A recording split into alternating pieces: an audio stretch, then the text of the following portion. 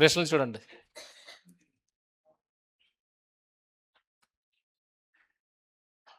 సందర్భ సహితమైన ప్రశ్నలు లిమిటెడ్ ఇంకా ఉన్నాయి చాలా.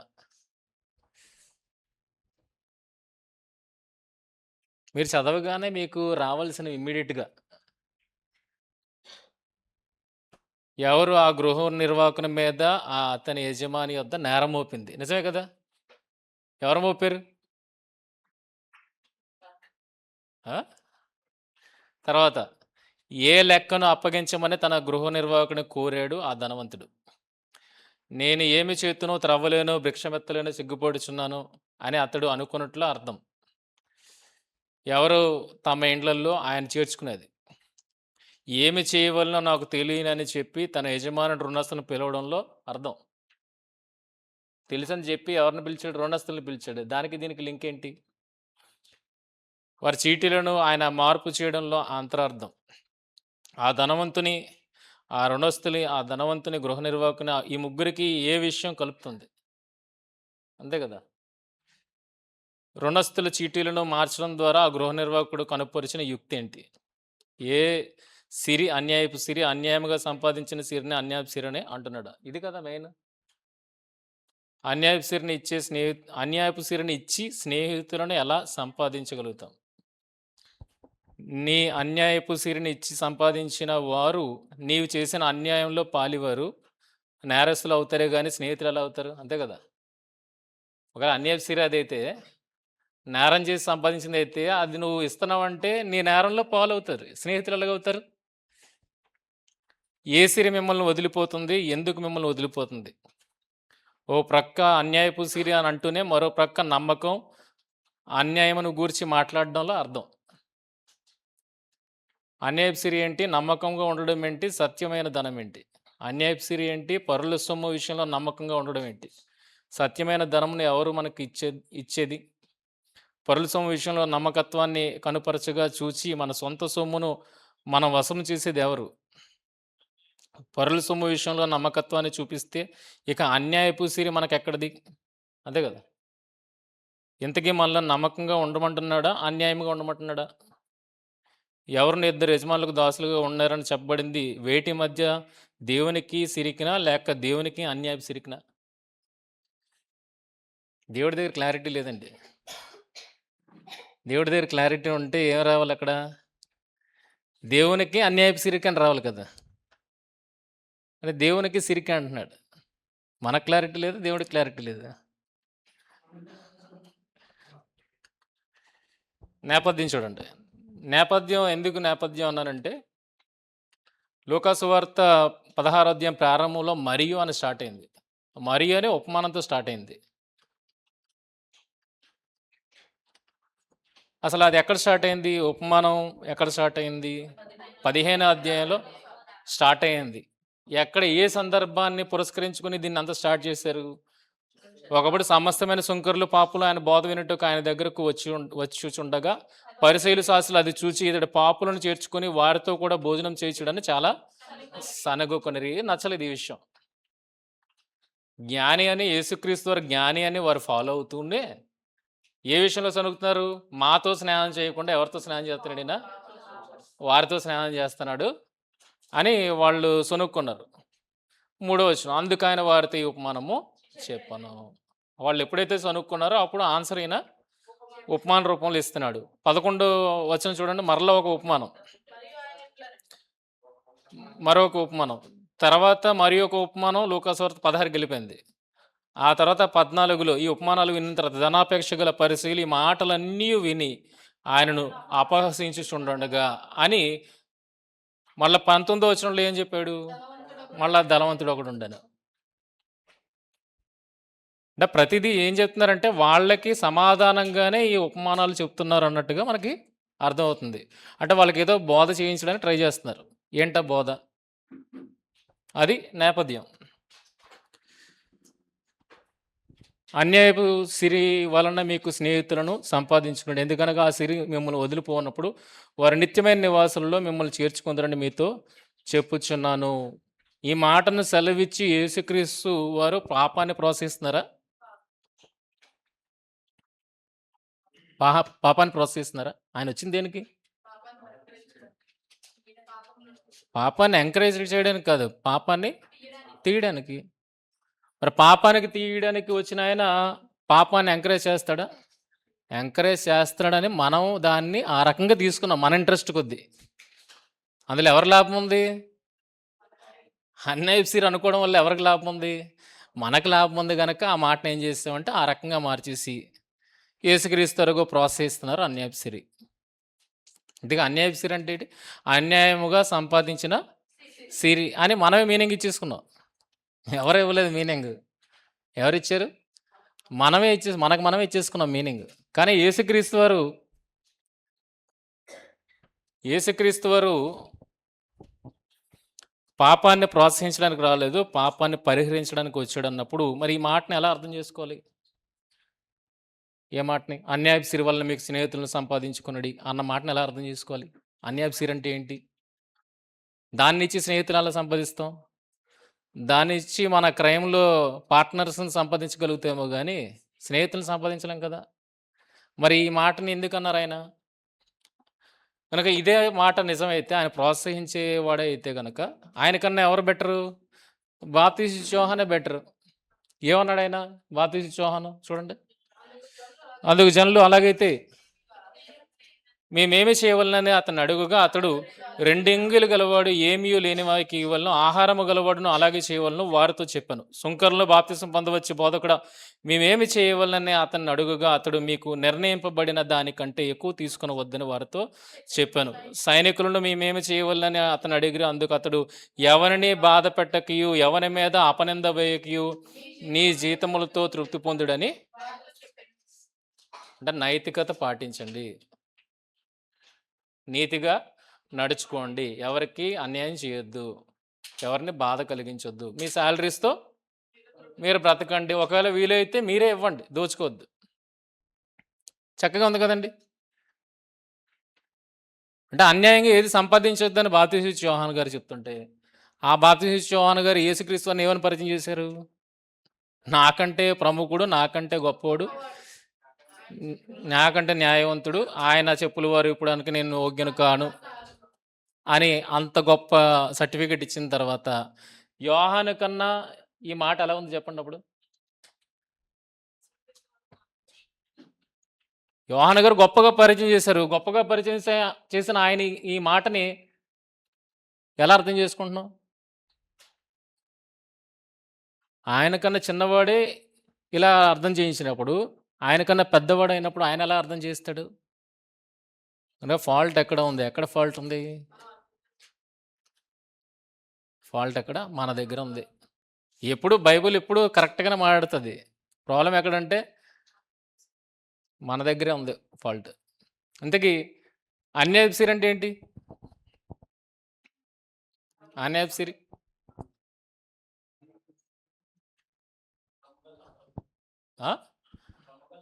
నువ్వు అక్రమంగా సంపాదించింది అని అనగానే యేసుక్రీస్తు అని ఏం చేస్తున్నావు?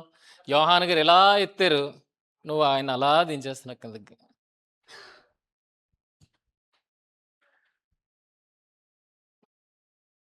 పాపాన్ని ప్రోత్సహించట్లేదు. యోహాను కన్నా గొప్పవాడు ఆయన. యోహాను పరిచయం చేసిన దానికన్నా ఎంతో గొప్పవాడు ఆయన. మరి అంత గొప్పవాడు యోహాను కన్నా గొప్ప మాటలు పలకాలి. గొప్ప మాటల్ని పలికే ఉంటాడు. దాన్ని ఎలా అర్థం చేసుకోవాలి? న్యాయంగా కష్టపడినది నీ దగ్గర నుంచి చూసుకో, అది నీ కష్టార్జితం. నువ్వు అన్యాయంగా ఒక పక్కన దోచుకుని వచ్చావు కదా, అది నాకు ఇచ్చి నేను దానివల్ల హ్యాపీ అవుతాను అంటున్నాడా?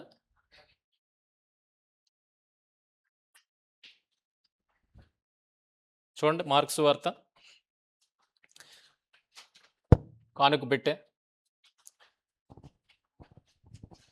కానుక పెట్టే దగ్గర భేద విధవరాలు 2 కాసులు వేసింది కదా. ధనవంతులు కూడా అందులో విశేషముగా సొమ్ము వేయించుండు రండి. అంటే నాకు తెలిసి ఉండిలో కోట్లు పడుతూ ఉంటాయి. అలాగే ఇక్కడ కూడా వేస్తారు, విశేషముగా వేస్తారంటే నగలు అవ్వచ్చు, బంగారం అవ్వచ్చు, ఏదైనా అవ్వచ్చు. వేయిచుండిరి. భేద వివరాలు వచ్చి 2 కాసులు వేయగా ఆయన తన శిష్యులను పిలిచి కానుక పెట్టులో డబ్బు వేసిన వారందరికంటే ఈ విధవరాలు ఎక్కువ వేసినని మీతో నిశ్చయంగా చెప్పుచున్నాను. వారందరూ తమకు కలిగిన సమృద్ధిలోండి వేసిరు గాని ఈమె తన లేమిలో తనకు కలిగినదంతయు అనగా తన జీవనమంతయు వేసినని చెప్పాను. ఆమె తన అక్రమార్జన వేసిందా, తన జీవనం వేసిందా? ఇప్పుడు అన్యాయపు సిరి అని మనం డెఫినేషన్ ఇచ్చామనుకోండి, అప్పుడు యేసుక్రీస్తు వారి మాటలు బట్టి ఏమని, కష్టార్జితం మీరు ఉంచుకోండి, అన్యాయపు సిరి నాకు ఇచ్చేయండి అనే కదా అర్థమైంది. కానీ ఇక్కడ ఎవరిని మెచ్చుకున్నాడు? కష్టార్జితాన్ని ఇచ్చిన వాడిని మెచ్చుకున్నారా, అన్యాయంగా ఇస్తున్న వాళ్ళు మెచ్చుకున్నారా? చూడండి, వాళ్ళు ఎంత విశేషంగా వాళ్ళు సొమ్మేసినా వాళ్ళని మెచ్చుకోలేదు. ఎవరిని మెచ్చుకున్నాడు? ఆవిడ జీవనము, ఆవిడ కష్టార్జితాన్ని వేసింది, మొత్తం వేసేసింది, కలిగిందంతా వేసింది. ఎవరిని మెచ్చుకున్నాడు? వేదవిరాలు. యేసు అన్యాయపు సిరి అని ప్రస్తావించి అన్యాయపు ధనార్జన అయితే విశేషముగా తమ సమృద్ధిలోండి వేస్తున్న ఆ ధనవంతులను ఆయన మెచ్చుకోలే కానీ ఆమెను కాదు కదా మెచ్చుకోవాల్సింది. ప్రోత్సహించేవాడైతే, అన్యాయపు సిరిని ప్రోత్సహించేవాడైతే మెచ్చుకోవాల్సింది ఎవరిని? ధనవంతులను మెచ్చుకోవాలి. ఆయన చెప్పినట్టు చేస్తున్నారు కదా. కష్టార్జితం దాచుకోండి, అన్యాయంగా సంపాదించింది ఉండిలో వేసేయండి. కానీ ఈయన ఎవరిని మెచ్చుకున్నాడు? భేద విధురాల్ని. చూడండి, లూకాసు వార్త 21:1-2. కానుక పెట్టెలో తమ కానుకలను వేయుచున్న ధనవంతులను ఆయన పారజూచి అంటే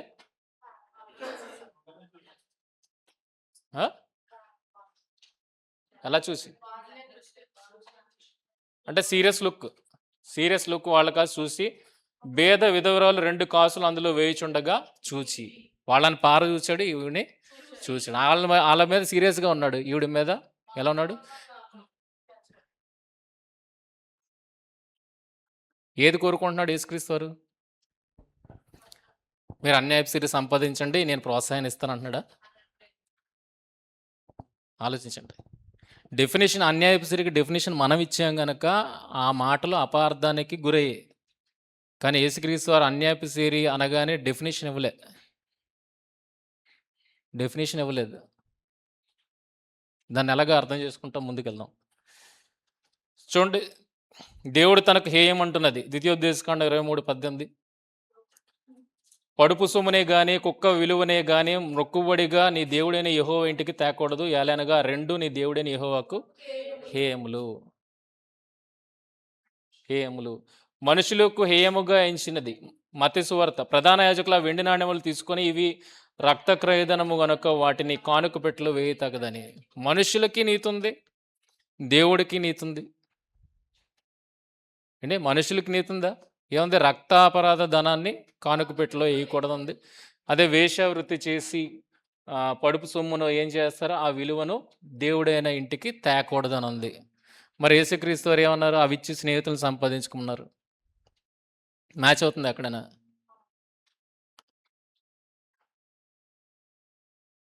మ్యాచ్ అవుతుందా? వెళ్దాం నెక్స్ట్. ఇర్మియా గ్రంథము 22వ అధ్యాయము 13-17 వచనాలు. నీతి తప్పి తన నగరును స్థాపించు వారికి శ్రమ, న్యాయము తప్పి తన మేడగదులను కట్టించుకొనుచు, జీతమియ్యక తన పొరుగువాని చేత ఊరకియే కొలువు చేయించు వానికి శ్రమ. అన్యాయంగా ఈరోజు ఎలా సంపాదించగలుగుతారు మనుషులు?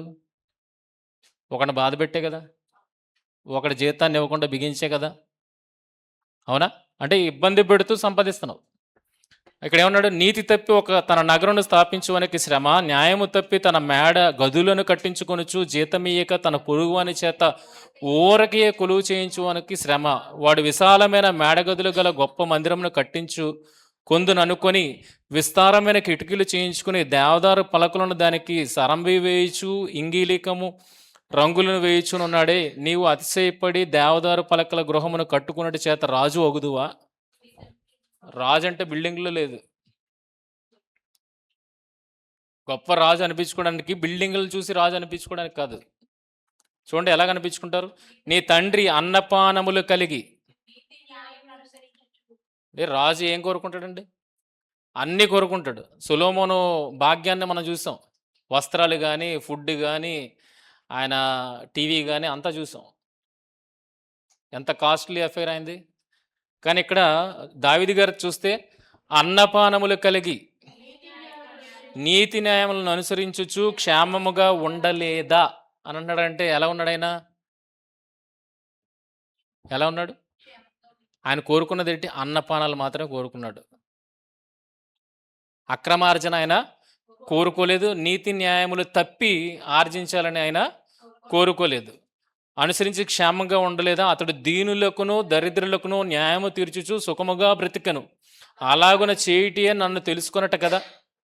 ఇదే యెహోవా వాక్కు. అయితే నీ దృష్టియు నీ కోరికయు అన్యాయముగా లాభము సంపాదించుకొనుటి అందే, నిరపరాధుల రక్తం ఒలిగించేందే నిలిచి ఉన్నది. అందుకొరకే నీవు జనులను బాధించుచున్నావు, అందుకొరకే బలాత్కారము చేయుచున్నావు. అంటే ఇప్పుడు చెయ్యమని ఎంకరేజ్ చేస్తున్నాడా, చేయొద్దు అంటున్నాడా? ఎలా తృప్తిపడమంటున్నాడు మనల్ని? అన్నపానములు కలిగి నీతి న్యాయములతో ఎవరిని బాధించకుండా మీరు బ్రతకండి అని చెప్తున్నాడు. ఇది రాజుకు ఉండాల్సిన లక్షణం. అయితే మనం ఎవరు? రాజులైన యాజక సమూహం అన్నప్పుడు మనం ఎలాగ ఉండాలి? నీతి తప్పాలా? అక్రమార్జన కోసం నీతి తప్పాలా? న్యాయాన్ని వేడాలా? బాధించాలా? ఇవేమీ చేయకూడదని చెప్తున్నప్పుడు దీని అంతటిని బేస్ చేసుకొని వచ్చిన యేసుక్రీస్తు వారు ఎదుటివారిని బాధించి అక్రమంగా ఆర్జించు అని చెప్తారా? అలా ఆర్జించింది ఏం చేయాలి? బేదలకు ఇచ్చి అని చెప్తారా? మరి కష్టార్జితం పనేంటి? అంతా అక్రమార్జన అయితే నీ కష్టార్జితం పనేంటి? ఆలోచించండి. కనుక మనం అర్థం చేసుకున్న తీరు తప్పు. ఇక్కడ చూడగలిగితే ప్రశ్న, ఈ ప్రశ్న చూడండి. చూడండి 3 రిఫరెన్స్లు చదవండి ఏమన్నా. మీకోసమనే మీ సులువుగా ఉండాలని వైట్ మార్క్ చేస్తున్నది. ఇవి మనకు అర్థమైతే యేసుక్రీస్తు వారు దేన్ని ఎంకరేజ్ చేయట్లేదో మనకు అర్థమవుతుంది, దేన్ని ప్రోత్సహించట్లేదో మనకు అర్థమవుతుంది. మొదటి దాంట్లో ఏముంది? చేతికర్రను తప్ప ఇంకా ఏవి తీసుకోవద్దు. ఇక్కడ చేతికర్రను తీసుకోండి, తీసుకోవద్దు అన్నాడు. ఇక్కడ తీసుకోండి అన్నాడు. ఇందుకే తీసుకోమన్నాడు, తీసుకోవద్దు అన్నాడు.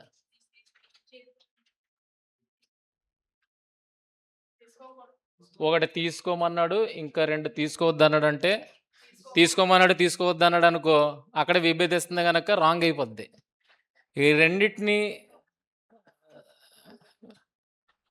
కలపాలి.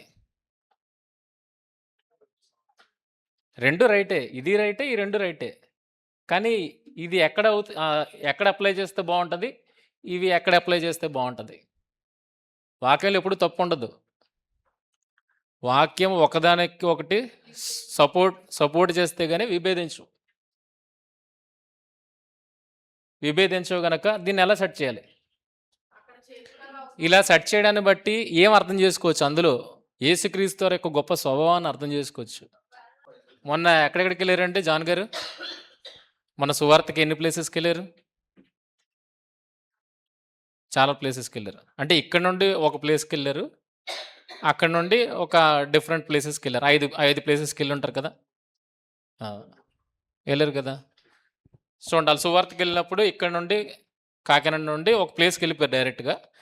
అక్కడ నుండి కొన్ని మిగిలిన ప్లేసెస్కి వెళ్ళారు. ఇప్పుడు అర్థం చేసుకోండి.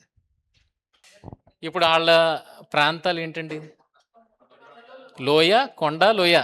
కొండ, లోయ అన్నప్పుడు ఖచ్చితంగా వాళ్ళ దగ్గరే ఉండాలి, చేతికర్ర ఉండాలి. అరణ్యంలో కూడా ట్రావెల్ చేస్తారు, విష సర్పాల నుండి తప్పించుకోవడానికైనా చేతికర్ర ఉండాలి. అంటే చేతికర్ర కామన్ అక్కడ. చేతికర్ర వర్షం పడే ఏరియా ఏంటి, అది ఎక్కువ రెయిన్స్ వస్తాయి. అక్కడ వాళ్ళందరికీ ఏంటి అవసరం? గొడుగు. ఎందుకంటే నిత్యం రెయిన్ పడుతూనే ఉంటుంది.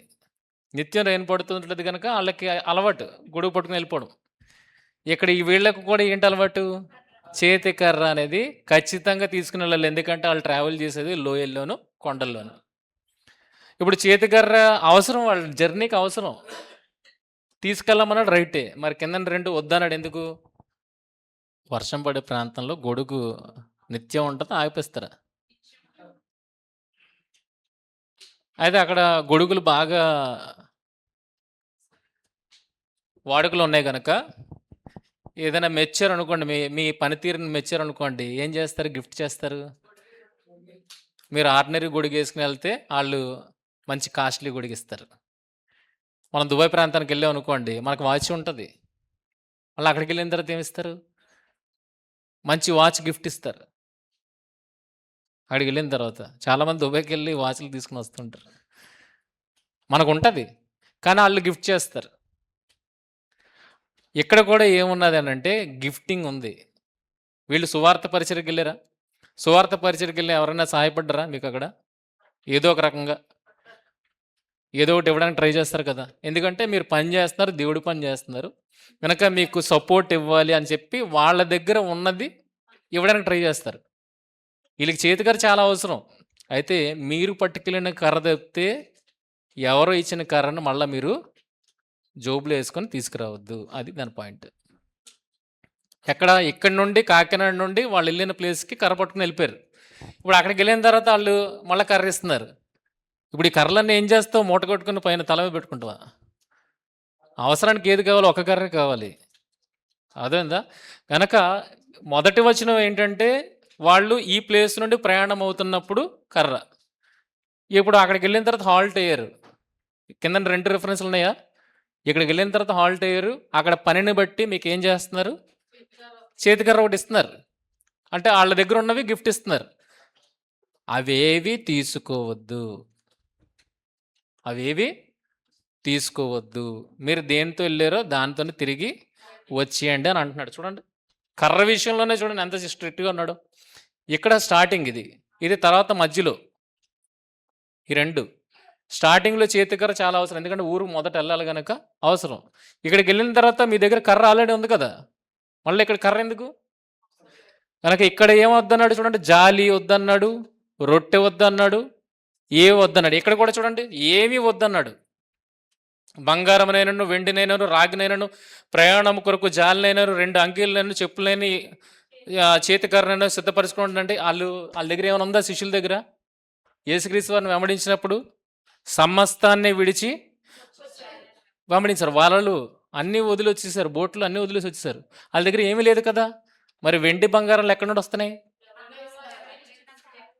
అంటే దీన్ని కూడా ఏమని అర్థం చేసుకోవాలి? అర్థమైందా? ఇక్కడికి వచ్చినప్పటికీ ఇది వాళ్ళ ప్రయాణం. ఇక్కడికి వచ్చినప్పటికీ అక్కడ సమకూరుస్తున్నారు జనాలు. సమకూరుస్తున్నప్పుడు వెండి, బంగారము, రాగి, ప్రయాణం కొరకు జాలి, సంచి అనేదే వద్దన్నాడు.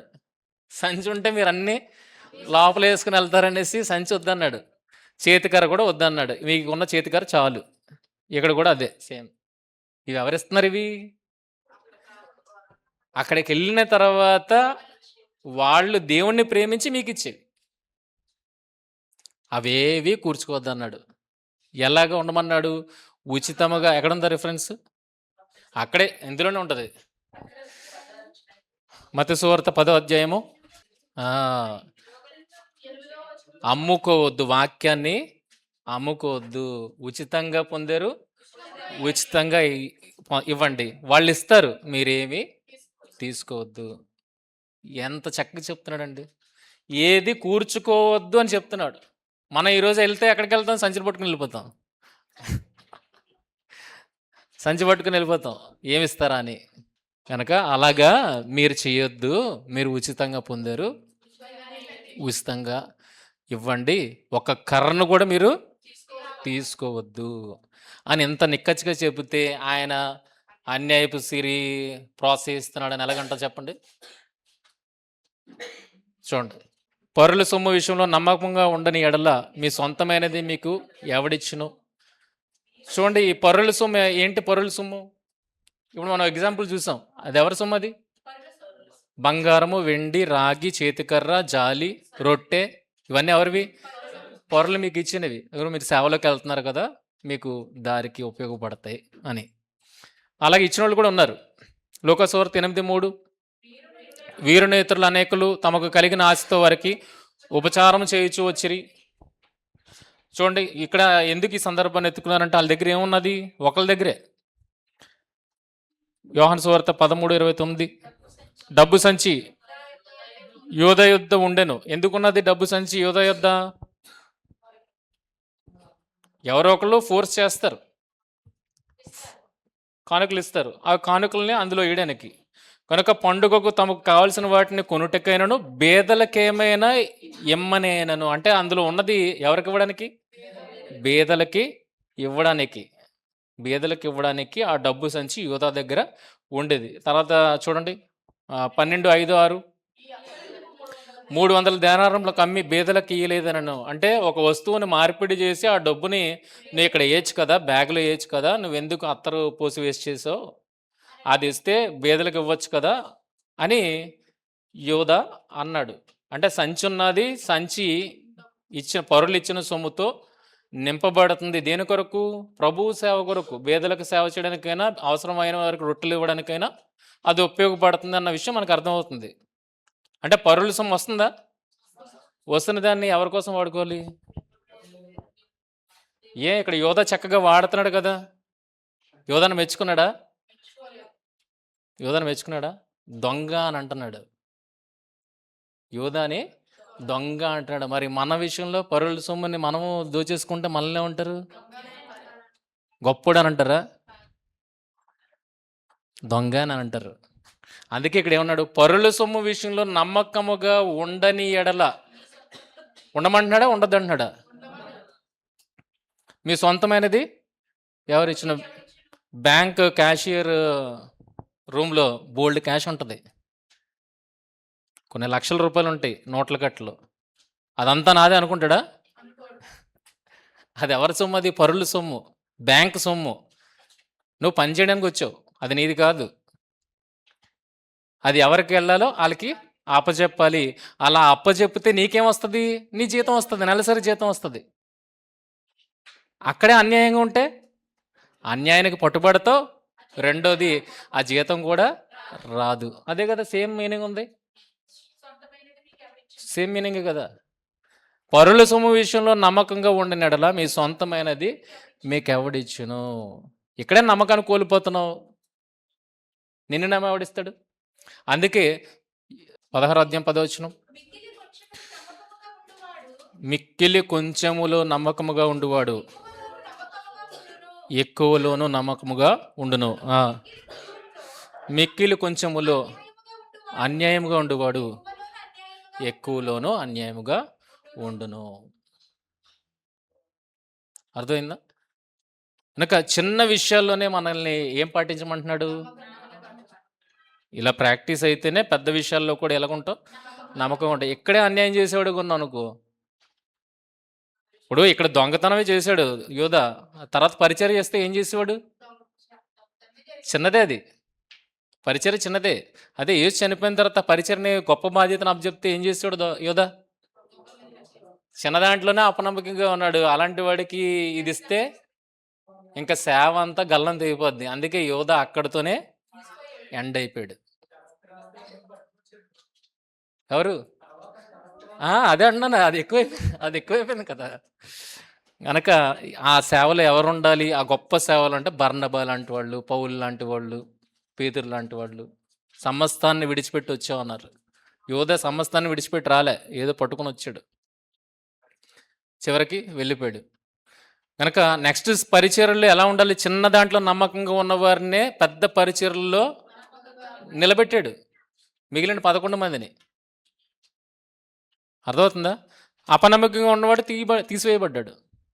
కనుక యేసుక్రీస్తు వారే పరుల సొమ్ము విషయంలో నమ్మకంగా ఉండమంటున్నాడు. కొద్దిగా నమ్మకం ఉండువాడు ఎక్కువలో నమ్మకంగా ఉంటాడంటున్నాడు. ఇంకా చూడండి ఆయన స్వభావం ఏంటో అర్థమవుతుంది. ప్రార్థన చేసినప్పుడు ఏమని చేయమన్నాడు? అంటే అనుదిన ఆహారం దయచేస్తే ఇంకెక్కడి నుండి ఉంది? ఏ సీర ఉంది వాళ్ళ దగ్గర? అనుదిన ఆహారం మాకు దయచేయండి అంటున్నారంటే వాళ్ళ దగ్గర ఏమున్నది? సీరుంటే కొనుక్కోవచ్చు కదా. అంటే ఏమైనా సంపాదించమంటున్నాడా, వద్దంటున్నాడా? తర్వాత వచ్చిన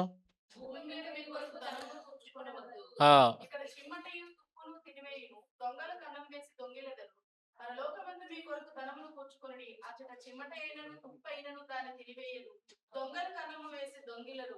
నీ ధనం ఎక్కడ ఉండునో అక్కడ నీ హృదయం ఉండును. ఎక్కడ కూర్చోకోవద్దు అంటున్నాడు? కూర్చుకోవద్దు. ఎవరి కొరకు కూర్చుకోవద్దు అంటున్నాడు? మన కొరకు. ఇక్కడ చిన్న ట్విస్ట్ ఉంది.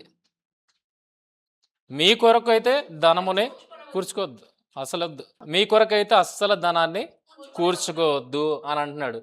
కూర్చుకోవద్దని యేసుక్రీస్తు మాట. మళ్ళీ 19:21లో ఒక ధనవంతుడు యేసుక్రీస్తు వారి దగ్గరకు వచ్చి పరిపూర్ణుడు ఒకటో కోరిన ఎడల పోయి నీ ఆస్తి అమ్మి బేదలకేమో అప్పుడు పరలోకమందు నీకు ధనము కలుగును, నీవు వచ్చి నన్ను వెంబడించమని అతనితో చెప్పను. అయితే ఎవనుడు మిగులు ఆస్తి గలవాడు గనక ఆ మాట విని ఎందుకు వ్యసనపడి వెళ్ళిపోవాలి? మిగులు ఆస్తి గలవాడు గనక ఈ కొంత ఇచ్చేస్తే సరిపోద్ది కదా. మనం అనుకున్నట్టు అన్యాయపు సిరి ఇచ్చేస్తే సరిపోద్ది కదా. ఎందుకు వ్యసన పడాలి అంటే ఏమిమ్మన్నాడు యేసుక్రీస్తు వారు? చూడండి అక్కడ ఉంది. ఆయన వ్యసన పెళ్లి వెళ్ళిపోవడానికి యేసు ఆస్తిలో కొంత అడిగాడా? మనం అనుకుంటున్నట్టు అన్యాయపు సిరిని ఇమ్మన్నాడా? అంత ఇమ్మన్నాడా? అసలు ఏది నీ దగ్గర ఒక చిల్లి గవ్వ కూడా ఉండకూడదని చెప్తుంటే మనమేంటి, మనం మన భాషనే చెప్తున్నాం. అన్యాయపు సిరిని అయితే ఇవ్వచ్చు, కష్టార్జితాన్ని అయితే దాచుకోవచ్చు అని. ఇది ఏసి చెప్పలేదు, ఇది మనం చెప్తున్నది. పేతురు ఇదిగో మేము సమస్తమును విడిచిపెట్టి నేను వెంబడించేది కనుక మాకేమి దొరుకును. పేతురు దగ్గర ఏమీ లేదు, పేతురు దగ్గర ఏమీ లేదు. ఈయన ఏమీ కూర్చుకోమని చెప్పట్లేదు. అర్థమవుతుందా? ఆయన స్వభావం అర్థమవుతుందా? కూర్చుకోమని చెప్పట్లేదు. శిష్యులు అన్నాడు అన్నీ విడిచిపెట్టి నన్ను వెంబడించండి అన్నాడు. మనల్ని కూడా ఎలా వెంబడించమన్నాడు? మీ ప్రాణమును సహా మా శిష్యుడు కానేరు అన్నారు. అంటే ప్రాణాన్ని ద్వేషిస్తున్నాం అంటే ఇంకా మిగిలిందంతా లెక్కలోకి రాదు. ఇలాగ రమ్మంటుంటే దీన్ని ఏ రకంగా తీసుకుంటాం? ప్రోత్సహిస్తున్నాడని అలా తీసుకుంటాం. కనుక అన్యాయపు సిరి అన్న దానికి మనకి మీనింగ్ తెలియదు. ప్రాబ్లం అక్కడ వచ్చింది. ప్రాబ్లం ఎక్కడొచ్చింది? అన్యాయపు సిరి అంటే ఏంటో మనకి తెలియలేదు. ఇది మనం చదువుతున్న అధ్యాయంలో రెఫరెన్స్ కదా, 16లో. ఇప్పుడు ఇదే మాటని బట్టి మనం ఏమనుకుంటున్నామంటే అన్యాయపు సిరిని ఇవ్వాలి. అన్యాయపు సిరి అంటే ఏంటంటే అక్రమంగా సంపాదించింది అన్న మాట మాట్లాడుకుంటున్నాం. కనుక దాన్ని ఇచ్చేయాలి. దేవుడికిని సిరికిని దాసులుగా ఉండరు, ఏదో ఒకటి పక్క ఉండాలి అన్న పాయింట్ని రీచ్ చేస్తున్నాం కదా. ఇదే మాటని చూడండి ఇక్కడ మత్తయి సువార్త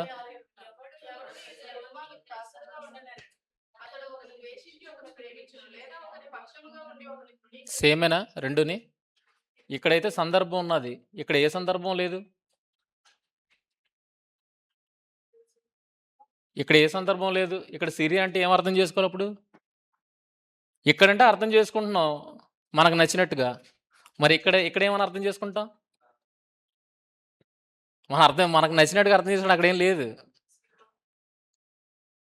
ఇప్పుడు 2 సార్లు అక్కడ చెప్పాడు ఇక్కడ చెప్పాడు అంటే ఏమని అర్థం చేసుకోవాలి?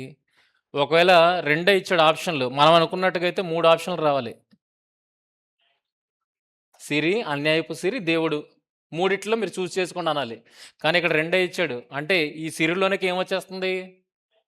సిరి, అన్యాయపు సిరి మొత్తం వచ్చేస్తుంది. అంటే టోటల్గా ఏం చేయమంటున్నాడు?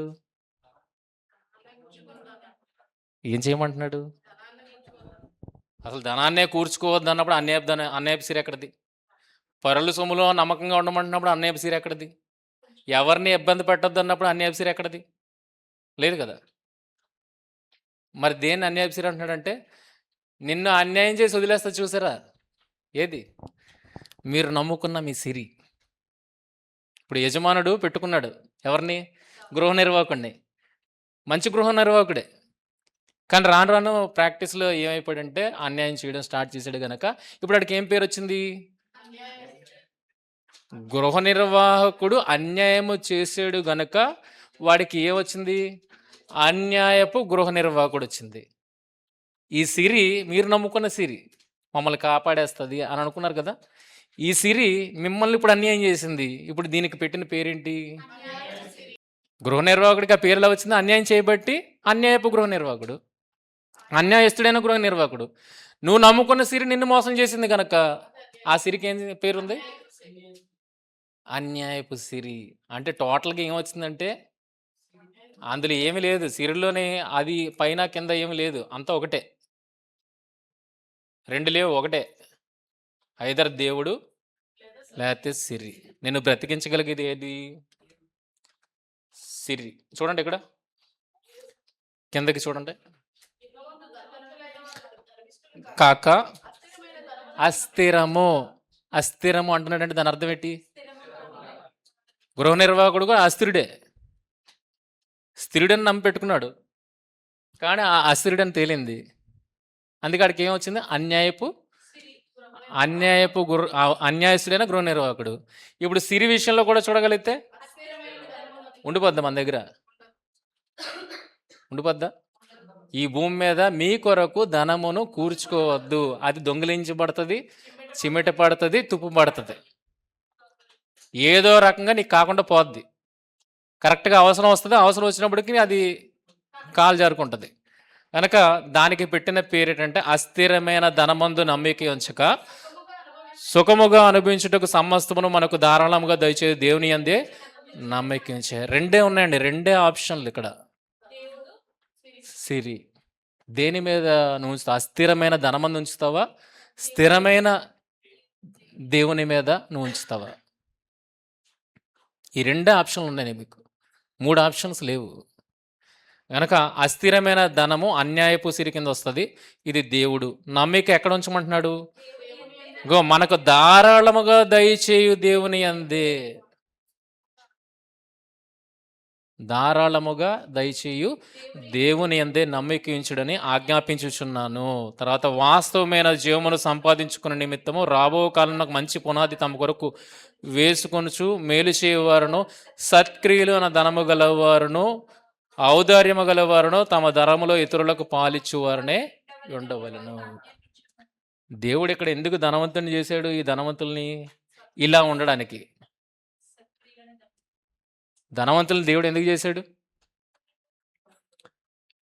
యోబు సహనమును గూర్చి మీరు వింటారు కదా, ఆయన ఎంత జాలిపరుడో. యాకోబు పత్రిక 5:11. సహించిన వారిని ధన్యులనుకొనుచు ఉమ్, మీరు యోబు యొక్క సహనమును గూర్చి వింటిరి. ఉమ్, ఆయన ఎంతో జాలియు కనికరమును గలవాడని మీరు తెలుసుకుని ఉన్నారు. ఆయన ఎంతో జాలియు కనికరము గలవాడు. కనికరము గలవాడే. ఎంత జాలి, ఎంత కనికరం అంటే ఆయనకు భోజనానికి కూడా వెళ్ళబుద్ధి లేదు వీళ్ళకి సాయం చేయకుండా. ఎవరికి? తన ముందున్న వాళ్ళకి సహాయం చేయకుండా ఆయన భోజనం కూడా చేయలేడు. ఆయనకు నిద్ర పట్టదు. అంత జాలి కనికరము కలిగిన వాడు. అందుకే అంత జాలి కనికరము కలిగిన వాడు కనుకనే ఆయన ఎక్కడ కాలు పెడితే అది ఎందులో పడినట్టు? నేతిలో పడినట్టు అయిపోయింది. ఆయన ఎక్కడ ఏ పనిని తీసుకున్నా ఆ పని ఎలాగైపోయింది? అంత గొప్పగా దేవుడు ఆశీర్వదించాడు. ఎందుకు ఆశీర్వదిస్తున్నాడు దేవుడు? నిన్ను ఆశీర్వదిస్తే నువ్వేం చేస్తున్నావు? వాళ్ళకి ఆశీర్వాదంగా ఉన్నావు. యోబు అనేకులకు ఆశీర్వాదకరంగా ఉన్నాడు, అందుకే యోబుని ఆశీర్వదిస్తున్నాడు. ఈ సైకిల్ రిపీట్ అవ్వాలి. ఈ సైకిల్ ఎక్కడ బ్రేక్ అవ్వకూడదు. నీకు దేవుడు ఇస్తున్నాడు, నువ్వేం చేయాలి? ఉండాలి. ఇక్కడ ఇవ్వడం మానేసావు అనుకో, ఆ సైకిల్ బ్రేక్ అయిపోద్ది. ఏ సైకిల్? దేవుడు నిన్ను ఆశీర్వదించే సైకిల్ బ్రేక్ అయిపోద్ది. కనుక ఈ సైకిల్ నిరంతరాయంగా కొనసాగాలి అని అంటే ఆయన నీకు ఇవ్వాలి, నువ్వు వాళ్ళకి ఇవ్వాలి. ఈ సైకిల్ గుర్తుంచుకోండి, ముందుకెళ్దాం. చూడండి ఇక్కడ జ్ఞానం సంపాదించుకొనుటయే జ్ఞానమునకు పాత నిబంధనలోనే ఉంది. ఏముంది? జ్ఞానం సంపాదించుకొనుటయే జ్ఞానమునకు ముఖ్య అవసరము. నీ సమాధానాన్ని దేని గురించి సంపాదించు? కొద్దిగా ఇమ్మన్నాడా, అంత ఇమ్మన్నాడా? సంపాదనంతా ఇచ్చి సంపాదన అంతా ఇచ్చి. నిజంగా నీకు వాల్యూ ఇదే అని తెలిస్తే నువ్వేం చేస్తావు? నీ సర్వస్వాన్ని అమ్మేసి అందులో పెట్టేస్తావు. జ్ఞానం అంత గొప్పది గనక ఆ జ్ఞానాన్ని సంపాదించుకోవడానికి నీ సంపాదన అంతా ఇచ్చి. చూడండి, పరలోక రాజ్యం విలువ నీకు అర్థమైతే, ధనవంతుడికి ఎంత చక్కగా చెప్పాడు, పరలోక రాజ్యం ఎంత విలువైందిరా, నువ్వు ఇచ్చేసి నన్ను వెంబడించి అన్నాడు. ఆయనకి ఆ విలువ అర్థం కాలేదు. ఏ విలువ అర్థమైంది? తన దగ్గర ఉన్న ఆస్తి విలువ అర్థమైంది. అందుకే ఏం చేశాడంటే దాచుకున్నాడు. ఇక్కడ చూడండి, పొలంలో దాచబడిన ధనమును పోలి ఉన్నది. ఒక మనుషుడు దాన్ని కనుగొని దాచిపెట్టి అది దొరికిన సంతోషముతో వెళ్ళి ఉన్నదా అంతనా? దాని కొరకు ఏది వదిలేసుకున్నా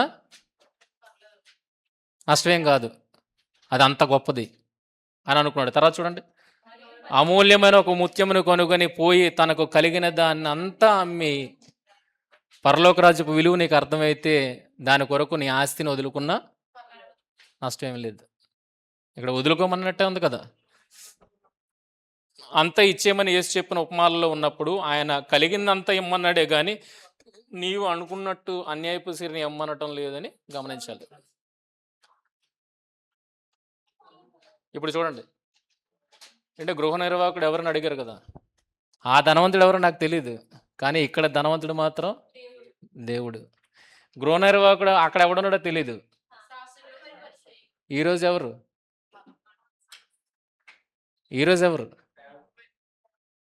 మీరు నేనే గృహ నిర్వాహకులం. ఏ గృహం? విశ్వాస గృహం. ఏ గృహం? విశ్వాస గృహం. ఆరో సమాజ మందిరాలు. సమాజ మందిరాలు ఉన్నాయి. దానికి అధికారులుగా ఉన్నది ఎవరు? శాస్త్రులు, పరిశీలు అధికారులుగా ఉన్నారు. దేవుడు వాళ్ళని నడిపిస్తున్నాడు. ప్రజలెవరు? అంటే దేవుణ్ణి బట్టి మనల్ని వెంబడించేవారు, అంతే కదా. సమాజ మందిరాలకు ఎవరు వస్తారు? వాళ్ళు. ఈరోజు ఎవరు వస్తున్నారు? మీరు గృహ నిర్వాహకులు అయితే మీ గృహానికి ఆయన చేరుస్తున్నాడు. ఎవరు? సంఘ సభ్యులు. ఆ సంఘం మీద గృహ నిర్వాహకుడు ఎవరు? సేవకులు. రైట్, బాగా చెప్పారు. కనుక ఇక్కడ శాస్త్రులు, పరిశీలు. ఇప్పుడు ఈ కథ అంతా ఎవరి మీద నడుస్తుంది? ఇప్పుడు మన అసలైన కథలోకి వచ్చాం. 15వ అధ్యాయం ఎక్కడ స్టార్ట్ అయింది? శాస్త్రుల పరిశీలతో స్టార్ట్ అయింది. వాళ్ళు ఎక్కడ సొనుక్కుంటున్నారు? ఈయన పాపులతో ఉంటున్నాడు, సుంకరులతో ఉంటున్నాడు, మాతో మాత్రం తిరగడు, మాతో కలిసి ఉండడు, మేము జ్ఞానమే కదా, ఆయన జ్ఞానే కదా, జ్ఞానులతో ఫ్రెండ్షిప్ చేయాలి కదా, ఈయన పాపులతో స్నేహం చేస్తారండి అని సొనుక్కుంటున్నారు. అలాంటి వాళ్ళకి అర్థం అవ్వడానికని ఒక నాణెముల ఉపమానం, గొర్రెల ఉపమానం, తప్పిపోయిన కుమారుడు ఉపమానం. ఆ తప్పిపోయిన కుమారుడు ఉపమానంలో లాస్ట్లో ఒకడు ఉంటాడు, అన్న. ఆ అన్న ఎవడనుకున్నారు? ఈ పరిశీలే. ఏంటి? తమ్ముడు రావడం ఇష్టం లేదు, తండ్రి చేర్చుకుంటున్నాడు, కానీ అబ్జెక్షన్ ఎక్కడ ఉంది? అన్న దగ్గర ఉంది. ఇప్పుడు పరిశీలు ఏం అబ్జెక్షన్ పెడుతున్నారు యేసుక్రీస్తు దగ్గర? మాతో ఉండకుండా నువ్వు ఎవరి దగ్గరికి వెళ్ళిపోతున్నావు? చూడండి ఎంత కనెక్షన్ ఇదంతా. మాతో ఉండకుండా నువ్వు ఎవరి దగ్గరికి వెళ్ళిపోతున్నావు? ఆ పాపులు, సొంకర్లు. అప్పుడు యేసుక్రీస్తు అర్థమైనట్టుగా చెప్తున్నారు. 10 నాణ్యాలు ఉన్నాయి, 9 నాణ్యాలను పక్కన పెట్టి పోయిన దానికోసం నెతకుతావు కదా, మరి ఆ ఒక నాణ్యం కూడా మీ ఓడే. ఒకప్పుడు పాపి, సొంకరుడే, కానీ ఈరోజు మార్పు చెంది వచ్చాడు కదా, స్వీకరించాలి వద్దా? దొరికింది కదా, తప్పిపోయి దొరికింది కదా. చేర్చుకున్నావా లేదా? నాణ్యాన్ని చేర్చుకున్నావు, గొర్రెని చేర్చుకున్నావు, నీ తమ్ముడిని చేర్చుకున్నావు, మరి ఈయన చేర్చుకోవా? నీవాడే తప్పిపోయినాడు అని చెబుతూ మాట్లాడుతున్న మాట ఇక్కడ. రుణస్థులు ఎవరు? ఇప్పుడు అసలైన స్టోరీకి వచ్చాం. ఇప్పుడు అక్కడ ఉందా ఏది? గృహ నిర్వాహకుడు మీద ఎవరు కంప్లైంట్ చేశారు? అధ్యాయంలోకి వెళ్ళిపోదాం, తర్వాత వద్దాం ఇక్కడికి. గృహ నిర్వాహకుడు ఉండను, వాడు అతని ఆస్తి పాడు చేయుచున్నాడని అతని యొద్ద వాని మీద నేరం మోపడగా అతడు వాని పిలిచి, నిన్ను గురించి నేను వినుచున్న ఈ మాట ఏమిటి? ఆ గృహ నిర్వాహకులకు లెక్క అప్పగించుము, నీవు ఇక మీదట గృహ నిర్వాహకుడికి ఉండ వల్ల కాదని వారితో చెప్పాను. తర్వాత లెక్క అప్పగించమనంటే ఏ లెక్క అప్పగించమని? మన కన్ఫ్యూజన్లోకి వెళ్ళడానికి ఇది ఒకటి ఉంది. ఏ లెక్క అప్పగించమని? పాడు చేసిన దాన్ని లెక్క అప్పచెప్పమనా? ఉన్న లెక్క అప్పచెప్పమనా? ఇది కరెక్ట్గా ఆలోచించగలిగితే నెక్స్ట్ అంతా ఈజీగా వెళ్ళిపోద్ది. ఏ లెక్క అడుగుతున్నాడు? నువ్వు పాడు చేసింది ఏదో పాడు చేసావు, ఇప్పుడు ఏం చేయాలి? నువ్వు ఉన్నదాని లెక్క. నేను అలాగే బయట తీసేస్తున్నాను కదా, ఉన్నదాని లెక్క నాకు తెలియాలి కదా అన్నప్పుడు బ్రెయిన్లో లైట్ వెలిగింది మనోడికి. అక్కడ ఏమంటాడంటే, గృహ నిర్వాహకుడు తనలో తాను, నా యజమానుడు ఈ గృహ నిర్వాహక పనిలో నుండి నన్ను తీసివేయను గనక నేనేమి చేతును? నేను పాడు చేసానే కానీ దాచుకోలేదు ఏదిని. దాచుకుంటే నేను బయటకు తోసినా ఏదో ఒకలాగా బతికేద్దును. నేను పాడు చేశాను కానీ దాచుకోలేదు. ఇప్పుడు నేను భిక్షమెత్తలేను, త్రవ్వలేను. తవ్వలేను. తవ్వడానికి ఏం లేదు అక్కడ. భిక్షమెత్తలేను, సిగ్గుపడుచున్నాను. నన్ను ఈ గృహ నిర్వాహకత్వపు పని నుండి తొలగించినప్పుడు వారు నన్ను తమ ఇండ్లలోనికి చేర్చుకున్నట్లు ఏమి చేయవలనో నాకు తెలియననుకొని ఏం చేయాలని తెలిసింది. కంప్లైంట్ ఇచ్చింది ఎవరు? కంప్లైంట్ ఇచ్చింది ఎవరు? ఈయన ఎవరైతే ఫ్రెండ్స్ చేసుకోవాలని ట్రై చేస్తున్నాడో, ఎందుకు ట్రై చేస్తున్నాడో మీకు అర్థం కావాలి. ఎవరిని ఫ్రెండ్స్ చేసుకోవడానికి ట్రై చేస్తున్నాడు? తన యజమానిని రుణస్థులు మాకైతే చక్కగా చీటీలు రాసి ఇచ్చేస్తున్నాడు, మనోడికైతే విలాసంగా ఖర్చు పెడుతున్నాడు, ఈ రకంగా పాడు చేస్తున్నాడని యజమానిని రుణస్థులే యజమాని దగ్గరికి వెళ్ళి ఫిర్యాదు చేసినప్పుడు ఇప్పుడు ఎవరిని ఫ్రెండ్ చేసుకుంటున్నాడు? ఎవరైతే ఫిర్యాదునిచ్చారో వాళ్ళనే ఏం చేస్తున్నాడు? లెక్కలుగా యజమాని ఇచ్చిమన్నాడు. ఇప్పుడు వీళ్ళు రుణస్థులే, నన్నైతే ఏం అడగలేదు, ఉన్న లెక్కన ఇచ్చిమన్నాడు. ఇప్పుడు వీళ్ళకి లెక్క ఉన్నది కదా, ఇప్పుడు వీళ్ళని ఎలా ఫ్రెండ్ చేసుకోవాలి? లెక్క తగ్గించి రాసేసి ఆ రాసిన లెక్క ఆయనకి ఇచ్చేస్తాను. అప్పుడు వీళ్ళు ఏమవుతారు? కంప్లైంట్ చేసిన వాళ్ళు మళ్ళీ వెనక్కి తీసుకుంటారు, ఆడు చాలా మంచోడు అనేసి యజమాని దగ్గర. అర్థమైందా? గృహ నిర్వాహకుడికి ఫుల్ పవర్స్ ఉన్నాయి, ఏదైనా చేయొచ్చు. ఎక్కడంటే ఆహాబు రాజు దగ్గర ఓబద్య ప్రవక్తలను పోషించింది ఓబద్య కదా. ఓబద్య రహస్యముగా గృహకి 50 మంది చెప్పున 2 గృహాల్లో 100 మందిని ఆయన పోషించాడంట. మరి రాజుకి తెలియకుండా చేశాడు కదా అంటే గృహ నిర్వాహకుడికి ఏదైనా ఉంది అధికారం, పోషించవచ్చు. అర్థమైందా? కనుక ఇక్కడ కూడా యజమానుడికి గృహ నిర్వాహకుడికి ఫ్రీ హ్యాండ్ ఉంది, ఏదైనా చేయొచ్చు. కానీ ఆడేం చేస్తున్నాడు? ఫ్రీ హ్యాండ్ ఎలా వినియోగించుకుంటున్నాడు? దుర్వినియోగపరుచుకుంటున్నాడు. ఎవరికి సహాయపడాల్సింది పోగా, తన చుట్టూ ఉన్న వారికి సహాయపడవలసింది పోగా వాడు దుర్వినియోగపరుస్తుండగా వీళ్ళు అది చూసి ఏం చేశారు? కంప్లైంట్ చేశారు యజమానికి. ఈ కంప్లైంట్ ఎప్పుడైతే వెళ్ళిందో మనోడికి అర్థమైపోయింది, ఇక నేను మనలేను, కనుక వీళ్ళు మంచి చేసుకుంటేనే కానీ అవ్వదు అని వాళ్ళు ఏ రుణ చీటీలు ఉన్నాయో ఆ పాత చీటీలన్నింటినీ మార్పించేసి లెక్క రాశాడు. ఇప్పుడు యజమాని ఏం చేశాడు? మళ్ళీ పిలిచాడు. మళ్ళీ పిలిస్తే ఎవరు ఏమీ చెప్పలేదు ఆయన మీద. ఎవరు కంప్లైంట్ ఇచ్చిన వాళ్ళు మళ్ళీ మాట్లాడలేదు. ఎందుకు మాట్లాడలేదు అంటే ఈయన ఇలా చేశాడు కనుక తన యజమాని రుణస్తులు ఒక్కొక్కరిని పిలిచి నీ యజమానికి ఎంత వచ్చి ఉన్నావని మొదటివాడిని అడిగాను. వాడు 100 మణుగుల నూనె అని చెప్పగా నీవు నీ చీటీ తీసుకొని త్వరగా కూర్చుండి 50 మణుగులను రాసుకుని వారితో చెప్పును. తర్వాత వాడు ఎంత వచ్చి ఉన్నావని అది కూడా అయిపోయింది. 8 వచ్చి అన్యాసుడే నా గృహనిర్వాహకుడు యుక్తిగా నడుచుకొనునని ఎవరైతే కంప్లైంట్ ఇచ్చారో వాళ్ళని ఏం చేసుకున్నాడు? మంచి చేసుకున్నాడు. ఇది తెలివైన పని కాదా? తెలివైన పనేనా? ఈ తెలివి ఎవరికి లేదంటున్నాడు? ఈ తెలివి మనకు లేదంటున్నాడు. కనుక ఈ లోక సంబంధుల తమ తరమును బట్టి చూడగా యుక్తిపరులే ఉన్నారు, అన్యాయపు సిరి వలన మీకు స్నేహితులను సంపాదించుకున్నాడు. మిమ్మల్ని అన్యాయంగా సంపాదించమని చెప్పట్లేదు, మీ దగ్గర ఉన్న దాంతో మీరేం చేయమంటున్నాడు? స్నేహితులను సంపాదించుకోమంటున్నాడు. ఇప్పుడు ఈ ఎవరితో కలతలేదు? పరిసయ్యులు శాస్త్రులు ఎవరితో కలట్లేదు? సుంకరులు పాపులతో కలట్లేదు. కానీ వాళ్ళు మనసు మార్చుకున్నారా లేదా? దేవుడు ఎవరిని అన్యుడిగా ఎంచమన్నాడు? నన్ను కాదని నువ్వు అన్ని దేవతల పక్కకు తిరిగిపోతే నువ్వు అన్యుడివి. ఇలా బాగా తెలుసు కదా వీళ్ళకి.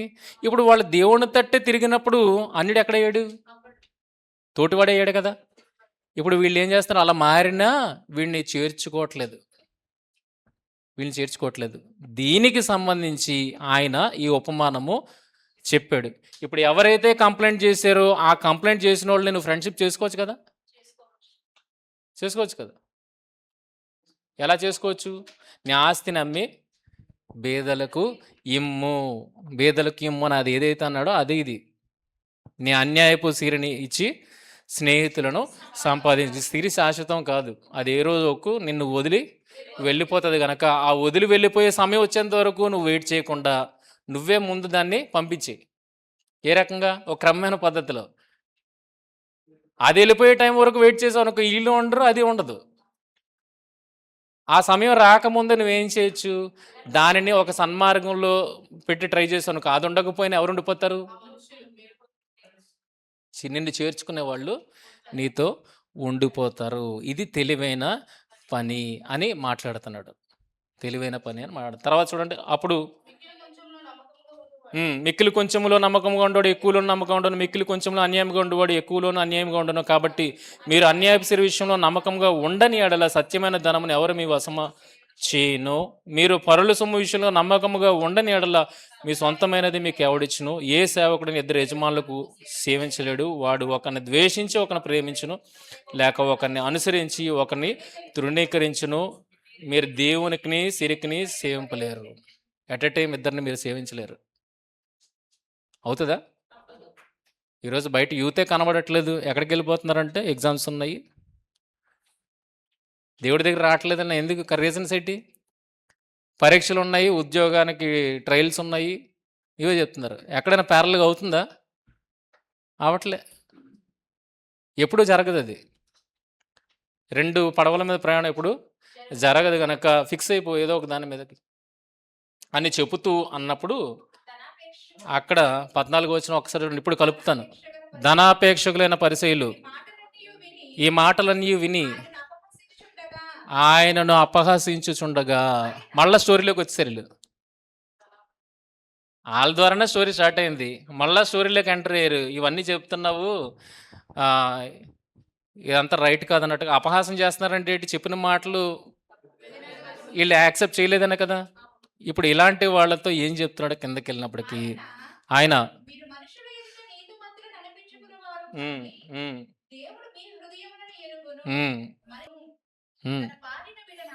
చూడండి, ఇక్కడ బాగా అబ్జర్వ్ చేయండి. అసందర్భంగా ఒకటి వస్తుంది. ధనాపేక్ష గల పరిశీలన స్టార్ట్ అయింది. ఎండింగ్ చూడండి, ఎలా ఎండింగ్ అవుతుందో.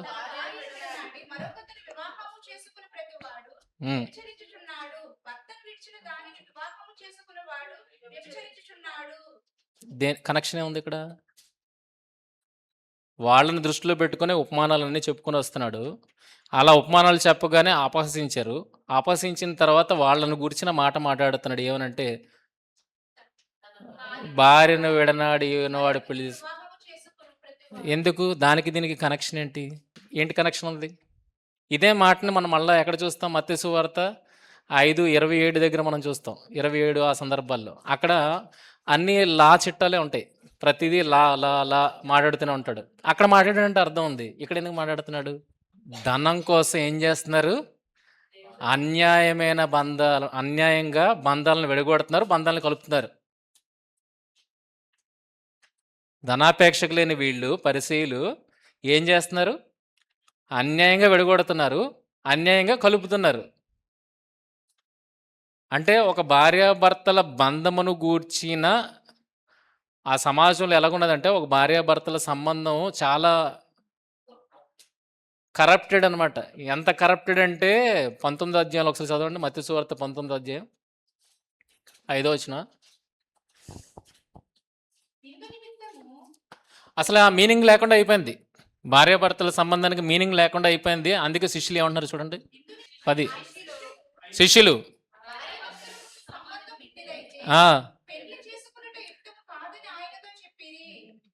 ఏంటంటే అటు ఎలాంటి సమాజంలో ఉంటున్నారు వీళ్ళు?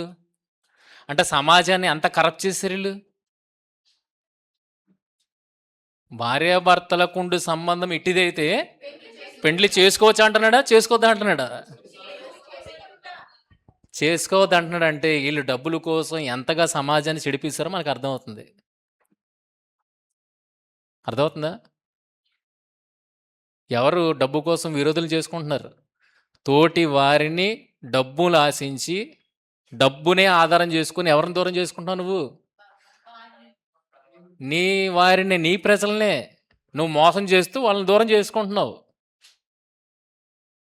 అర్థమవుతుందా? అందుకనే ఈ పాయింట్ అక్కడ వచ్చింది, లేకపోతే అది రాదు.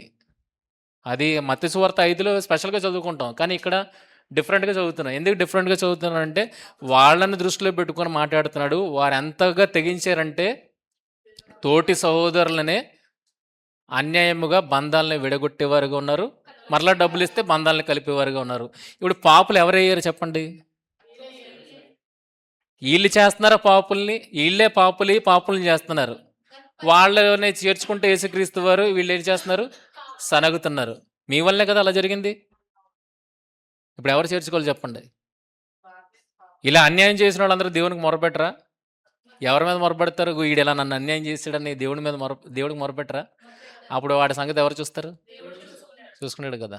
సో ఇది సైకిల్ అనమాట. ఈ సైకిల్ని వాళ్ళు అక్కడ బ్రేక్ చేశారు. అన్యాయం కొద్దీ ఏం చేశారు? తోటి వారిని ఇబ్బంది పెడుతున్నారు, ధనాపేక్ష కలిగి ఇబ్బంది పెడుతున్నారు. అప్పుడు కిందకు వచ్చినప్పటికీ ధనవంతుడు ఒకడు ఉండెను అని ఎక్కడికి వెళ్ళారు?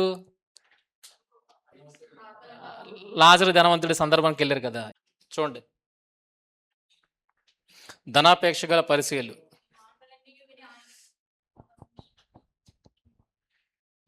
వారు లక్ష్య పెట్టే మోషేతో. వారు ఎవరిని బాగా ఫాలో అవుతారు? ఒకటి, మేము అబ్రాహాము సంతానం అని చెప్పుకుంటారు. రెండోది, మేము మోషేని ఫాలో అవుతాం అనుకుంటారు. చూడండి ఇక్కడ, అందుకు వారు నీవే వాని శిష్యుడు, మేము మోసే శిష్యులము. ఎవరిని గొప్పగా ఎంచుతారంటే మోషేని. ఎన్ని లాలు ఉన్నాయో, ఒగో మాకు మోషే ఇలా చెప్పాడు, మాకు సున్నత చేయమన్నాడు, మాకు పరిత్యాగ ఇవ్వమన్నాడు, ఆ రాళ్ళు ఇచ్చి కొట్టమన్నాడు, ఇన్ని చెప్తారు. ఇవన్నీ మోషే సూచించడానికి నువ్వేం చెప్తావు అని అడుగుతారు. కనుక వీళ్ళు మోషేకి శిష్యులు. తర్వాత శాస్త్రులను పరిశీలను మోషే పీఠ ముందు కూర్చుండేవారు. అతడు నన్ను గూర్చి వ్రాసను కనుక మీరు మోషేను నమ్మినట్లయినా నన్ను నమ్ముదురు. తర్వాత ఇక్కడ చూడండి, ఇక్కడ మోషేయు ప్రవక్తలు ఉన్నారు, వారి మాటలు వినవలను. నిజంగా మీరు మోషేకి శిష్యులైతే మోషే మాట వినాలి. ఆ రోజుల్లో మోషే మాట వినినవాడు లాజరు ఎక్కడికి వెళ్ళాడు? వినని ధనవంతుడు ఎక్కడికి వెళ్ళాడు? ఈరోజు మోసే శిష్యులను మీరు అనిపించుకుంటున్నారు. ఆ మోషే ఏం చేశాడు తెలుసా? మోషే ప్రభావితం చేశాడు ఎవరిని?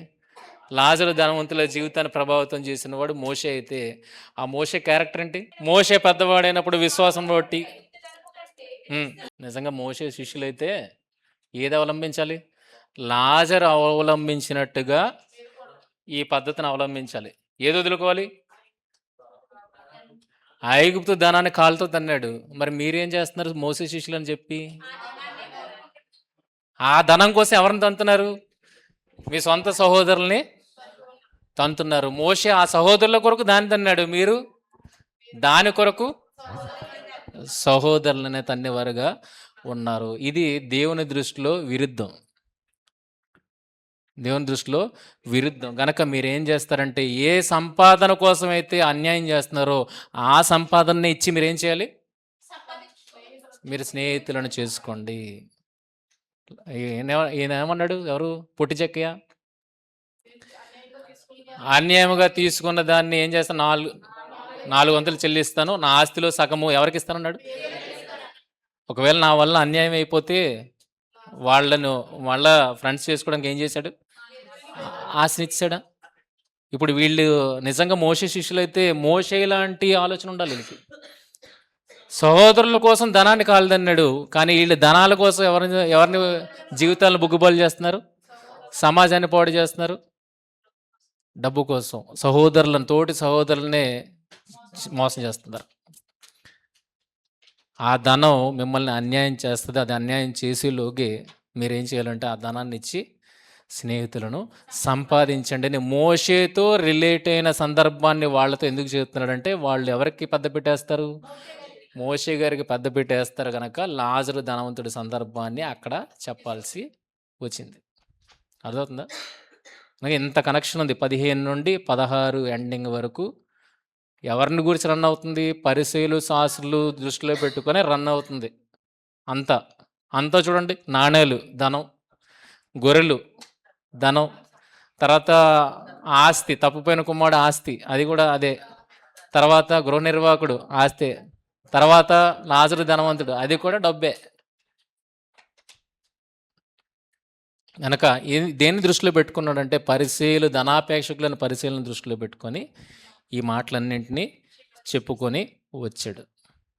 కనుక మీరు దేని కొరకైతే ప్రాకులాడుతున్నారో అది మీ దగ్గర ఉండదు, అది పోతుంది, మిమ్మల్ని వదిలిపోతుంది. అది అన్యాయం చేసేలోగే మీరే దాన్ని ఇచ్చి వీళ్ళందరినీ స్నేహితులను చేసుకోనండి. నాకు స్నేహితులేరని మీరు ఏడాల్సిన అవసరత లేదు, మీకు కూడా స్నేహితులను చేసుకోండి, వాళ్ళు మిమ్మల్ని నిత్యమైన నివాసాల్లో చేర్చుకుంటారు అన్న విషయాన్ని ఇక్కడ చెప్పడానికి ప్రయత్నం చేస్తున్నాడు. అర్థమైందా? ప్రాబ్లం ఎక్కడొచ్చిందో అక్కడే సొల్యూషన్ ఎదగాలి. ఎక్కడ ప్రాబ్లం వచ్చింది? రుణస్తుల దగ్గర ప్రాబ్లం వచ్చింది. గృహ నిర్వాహకుడు రుణస్తులు కంప్లైంట్ ఇచ్చారు, ఇప్పుడు ఈ రుణస్తులు నేను ఏం చేయాలి, మంచిగా చేసుకోవాలి, లెక్కలుగా ఇచ్చేయాల్సిందే కదా, నేనెంత వేస్ట్ చేశాను, వాళ్ళు కొద్దిగా వేస్ట్ చేస్తే తప్పే ఉందని ఏం చేశాడు తెలివిగా. చూడండి మనకు ఎలా అర్థం చేసుకోవాలి, ఇది మనకు ఎలా అన్వయించుకోవాలి, ఇది మీకు తెలుసు కదా అందరికీ. ఒక రుణస్తుడు ఉన్నాడు, రుణం తీర్చట్లేదు, యజమాని పిలిపించాడు, పిలిపించినప్పుడు కాళ్ళ వేళ్ళ పడి రుణాన్ని మాఫీ చేయించుకున్నాడు. ఇప్పుడు వీడు బయటికి వెళ్ళిన తర్వాత హీరో కాలర్ ఎగరేసి ఇంకోటి కాలర్ పట్టుకున్నాడు. ఇప్పుడు వాడి సహోదరులు చూసి ఎవరికి కంప్లైంట్ ఇచ్చారు? రాజు కంప్లైంట్ ఇచ్చాడు. రాజు మళ్ళా పిలిపించాడు, ఎరా నీతి క్షమిస్తే నువ్వు క్షమించలేవా, కనుక వాడిని తీసుకుని వెళ్ళి జైలు వేసారు. ఇక నీ రుణాలే క్షమించగలిగినప్పుడు నువ్వు ఇతర రుణాలు కూడా క్షమించగలగాలి కదా. అదే ఇక్కడ ఉంది చూడండి. మీరు మీ యజమాని రుణస్తులు, నీవు ఆ యజమాని రుణస్తుడివే కదా. ఎవరిది పాడు చేసావు ఆస్తి? ఆ యజమానిదే కదా. నువ్వు కూడా రుణస్తుడివే, వాళ్ళు రుణస్తులే. నీ రుణస్తులను నిన్ను ఆయన క్షమించినప్పుడు వారిని వారి రుణములను కూడా నీవు క్షమించగలిగేవాడుగా ఉండాలి. అందుకే మత్తయి సువార్త లాస్ట్లో ఏమన్నాడు చూడండి, మనం రుణస్తులమేనండి, మనం క్షమింపబడ్డాం. మరి మన ముందున్న వాళ్ళు కూడా దేవుడు క్షమించేస్తాడు. ఎవరు క్షమించట్లేదు? నువ్వు క్షమించట్లేదు, నువ్వు కఠినుడు అయిపోతున్నావు. నిన్ను ఫ్రెండ్ చేసుకోమంటున్నాడు, కఠినుడు అవ్వమని చెప్పట్లేదు. నీకున్నది ఇచ్చి వాళ్ళని తీసుకుని రా అంటున్నాడు. కనుక గృహ నిర్వాహకుడిగా నీ పని ఏంటి? దేవునికి సభ్యులకి మధ్యవర్తిత్వం చేయడమే. అది ఎలాగ ఉండాలి? కంప్లైంట్ ఇచ్చేలా ఉండకూడదు, ఫేవరబుల్గా ఉండాలి. మరలా యజమాని మెచ్చుకున్నాడా లేదా? యుక్తిగా నడుచుకున్నాడని. అలాంటి యుక్తి మనకు ఉండాలి. మన కోసం సంఘం గొప్పగా చెప్పాలి, లేదా చుట్టూ ఉన్న సమాజం గొప్పగా దేవుడికి చెప్పాలి మంచోడు అనేసి. నీకు నువ్వు చెప్పుకోవడం కాదు. కనుక ఆ రకముగా ప్రవర్తించి నువ్వేం చేయాలి? స్నేహితులను సంపాదించుకోవాలి అన్నది ఫైనల్, ది ఎండ్ స్టోరీ. అర్థమైందా? ప్రతిదీ కనెక్షన్ ఉన్నదండి, కనెక్షన్ లేకుండా ఏది లేదు. ఉపమానం అనుకుంటారు కదా, ఉపమానం కాదు. ఇప్పుడు అర్థమైందా అసలైంది ఏంటో? లాజరు ధనవంతుడిది ఉపమానం కాదు. రే మీకు మోషే పీట మంది కూర్చుండి మోషే అర్థం వేయడం చెప్పుకున్నారు కదా, ఆ మోషే మాట విని ఒక లాజరు ఎలా బ్రతికాడో మీకు అర్థమైతే మీరు ఎలా బ్రతకాలో మీకు తెలుస్తుంది అన్న విషయాన్ని అక్కడ చెప్పాడు. అది ఉపమానం ఎలాగవుతుంది? అది రియల్, చరిత్రతో ముడిపడిన సందర్భం. అది వాళ్ళకి అర్థం కావడానికి చెప్పింది. మోషే కాలుదన్నప్పుడు నువ్వు ఆ శిష్యుడు ఉన్నప్పుడు నువ్వేం చేయాలి? దాన్ని కాలుదన్నాలి. కనుక ఈ రకంగా ప్రవర్తిస్తే మీరు అందరినీ దూరం చేసుకుంటారు. నేను చెప్పినట్టుగా ప్రవర్తిస్తే అందరినీ దగ్గర చేసుకుంటారు. ఆ రకంగా మీరు యుక్తి కలిగిన వారుగా నడుచుకోవాలని ఈ సందర్భం ద్వారా దేవుడు కోరుకుంటున్నాడు.